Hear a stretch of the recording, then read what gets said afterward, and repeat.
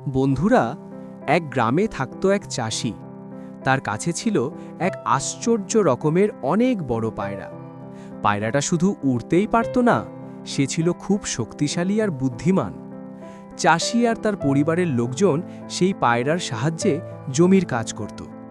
কেউ কেউ তার পিঠে চড়ে এক মাঠ থেকে আরেক মাঠে যেত। পায়রাটা সব কাজ চুপচাপ করে দিত, কখনো অভিযোগ করত না।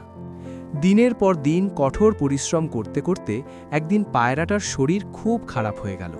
সে উঠতে পারছিল না, খাবারও ঠিকমতো খেতে পারছিল না। কিন্তু চাষিরা সেটা না বুঝে বরং রেগে গেল। তারা ভাবল পায়রাটা অলস হয়ে গেছে। রাগের মাথায় তারা পায়রাটিকে ধরে মারল। মার খেয়ে পায়রাটা কষ্টে মাটিতে লুটিয়ে পড়ল। তার চোখ দিয়ে পানি গড়িয়ে পড়ছিল। সেই দৃশ্য দেখে পাশের গ্রামের এক বৃদ্ধ লোক এগিয়ে এল। তিনি বললেন, যে তোমাদের এতদিন সাহায্য করেছে তার অসুখ হলে মারছ কেন? শক্তির অপব্যবহার কখনো ভালো ফল দেয় না।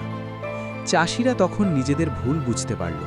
তারা লজ্জিত হয়ে পায়রাটার চিকিৎসা করালো, ভালো খাবার দিল।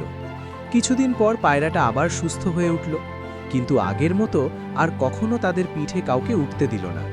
সেই দিন থেকে চাষিরা শিখল, যে সাহায্য করে তার প্রতি দয়া না দেখালে একদিন সেই সাহায্যই হারিয়ে যায়।